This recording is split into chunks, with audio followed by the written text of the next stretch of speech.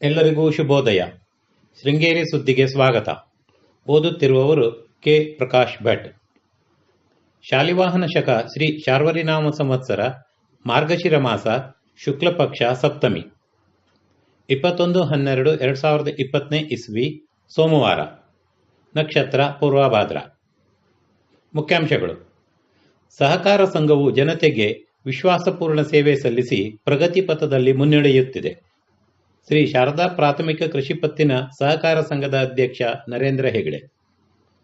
ಕೂತಗೋಡು ಗ್ರಾಮ ಪಂಚಾಯಿತಿಯ ವೈಕುಂಠಪುರ ಕ್ಷೇತ್ರದ ಅಭ್ಯರ್ಥಿಗಳು ಚುನಾವಣೆಯಲ್ಲಿ ಹಣ ಹಾಗೂ ಹೆಂಡದ ಆಮಿಷ ಒಡ್ಡಿ ಮತ ಪಡೆಯುವುದಿಲ್ಲ ಎಂದು ಪ್ರಮಾಣ.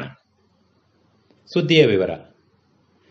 ನಮ್ಮ ಸಂಘವು ಜನತೆಯ ವಿಶ್ವಾಸಪೂರ್ಣ ಸೇವೆ ಸಲ್ಲಿಸಿ ಪ್ರಗತಿ ಪಥದಲ್ಲಿ ಮುನ್ನಡೆಯುತ್ತಿದೆ ಎಂದು ಶಾರದಾ ಪ್ರಾಥಮಿಕ ಕೃಷಿ ಪತ್ತಿನ ಸಹಕಾರ ಸಂಘದ ಅಧ್ಯಕ್ಷ ನರೇಂದ್ರ ಹೆಗಡೆ ಹೇಳಿದರು. ಪಟ್ಟಣದ ಗೌರಿಶಂಕರ ಸಭಾಂಗಣದಲ್ಲಿ ಭಾನುವಾರ ಶ್ರೀ ಶಾರದಾ ಪ್ರಾಥಮಿಕ ಕೃಷಿ ಪತ್ತಿನ ಸಹಕಾರ ಸಂಘದ ಸರ್ವ ಸದಸ್ಯರ ಸಭೆಯ ಅಧ್ಯಕ್ಷತೆ ವಹಿಸಿ ಮಾತನಾಡಿದರು. ಸಂಘವು ಪ್ರಸಕ್ತ ಸಾಲಿನಲ್ಲಿ 9.70 ಲಕ್ಷ ರು ನಿವ್ವಳ ಲಾಭ ಗಳಿಸಿದೆ. ಸಂಘವು ಎ ವರ್ಗೀಕರಣದಲ್ಲಿ ಮುಂದುವರೆದಿದೆ. 2020ನೇ ಸಾಲಿನಲ್ಲಿ ಅತ್ಯುತ್ತಮ ಸಹಕಾರ ಸಂಘ ಎಂಬ ಪ್ರಶಸ್ತಿ ದೊರಕಿದೆ. ಧರೆಕೊಪ್ಪ ಗ್ರಾಮದ ಹೊಳೆಕೊಪ್ಪದಲ್ಲಿ ಸಂಘದ ಶಾಖೆ ಆರಂಭಿಸಿದ್ದು, ವ್ಯವಹಾರ ನಿರ್ವಹಿಸಲು ಷೇರುದಾರರ ಸಹಕಾರ ಅಗತ್ಯ. ಪಟ್ಟಣ ಹೊರವಲಯದ ಕಾಂಚೀನಗರದಲ್ಲಿ ಸಂಘದ ಕಟ್ಟಡ ಕಾಮಗಾರಿ ಪ್ರಗತಿಯಲ್ಲಿದ್ದು, ಪಡಿತರಣ ವಿತರಣಾ ಮಳಿಗೆ ಶೀಘ್ರದಲ್ಲಿ ಸ್ವಂತ ಕಟ್ಟಡಕ್ಕೆ ಸ್ಥಳಾಂತರಿಸಲಾಗುತ್ತದೆ ಎಂದರು. ವ್ಯವಸ್ಥಾಪಕ ಸುರೇಶ್ ಮಾತನಾಡಿ, ಸಂಘದ ಷೇರುದಾರರ ಮಕ್ಕಳಿಗೆ ಎಸ್ಎಸ್ಎಲ್ಸಿ ಮತ್ತು ಪಿಯುಸಿಯಲ್ಲಿ ಅತಿ ಹೆಚ್ಚು ಅಂಕ ಪಡೆದ ವಿದ್ಯಾರ್ಥಿಗಳಿಗೆ ಪ್ರೋತ್ಸಾಹ ಧನ ನೀಡಲಾಗುತ್ತಿದೆ. ಸಂಘದ ಕೆಸಿಸಿ ಸಾಲ ಪಡೆದ ಸದಸ್ಯರು ಮೃತಪಟ್ಟಾಗ ಮರಣೋತ್ತರ ನಿಧಿ ನೀಡಲಾಗುತ್ತಿದೆ.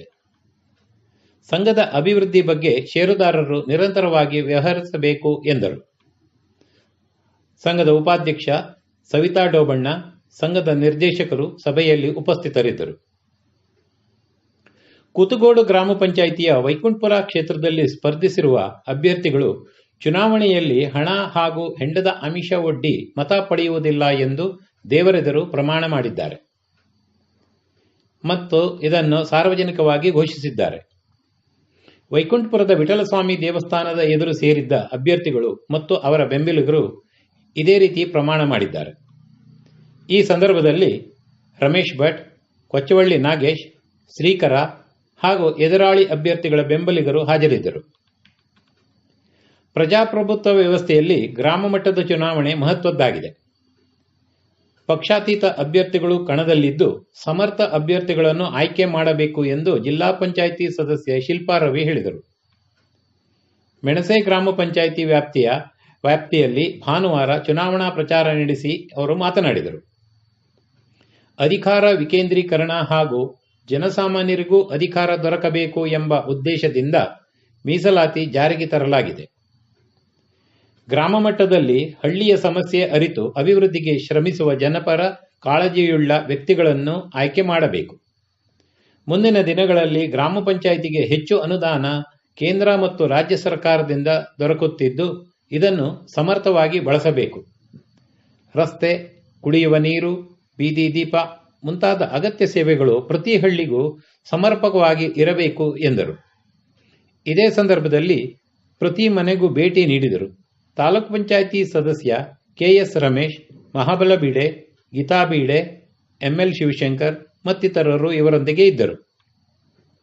ಅಡಿಕೆ ಧಾರಣೆ. ಶೃಂಗೇರಿ ಮ್ಯಾಮ್ಕೋಸ್ನಲ್ಲಿ ನಡೆದ ಅಡಿಕೆ ವಿಕ್ರಯದ ಧಾರಣೆ ಈ ರೀತಿ ಇದೆ. ಹೊಸ 55,219 ರಿಂದ 67,699, ಬೆಟ್ಟೆ 41,669 ರಿಂದ 42,722, ರಾಶಿ ಇಡಿ 35,019 ರಿಂದ 39,606, ಗೊರಬಲು 18,108 ರಿಂದ 31,669. ಸುದ್ದಿ ಸಂಪಾದಕ ಕೆಎಲ್ ಗೋಪಾಲಕೃಷ್ಣ, ಸಹಕಾರ ಕೆವಿ ರಮೇಶ್, ತಾಂತ್ರಿಕ ಸಹಕಾರ ಚಂದ್ರಕಾಂತರಾವ್ ಮತ್ತು ಸೌಮ್ಯ ವಿಜಯ್ ಕುಮಾರ್.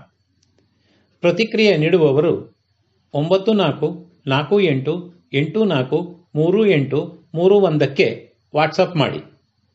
ಧನ್ಯವಾದಗಳು.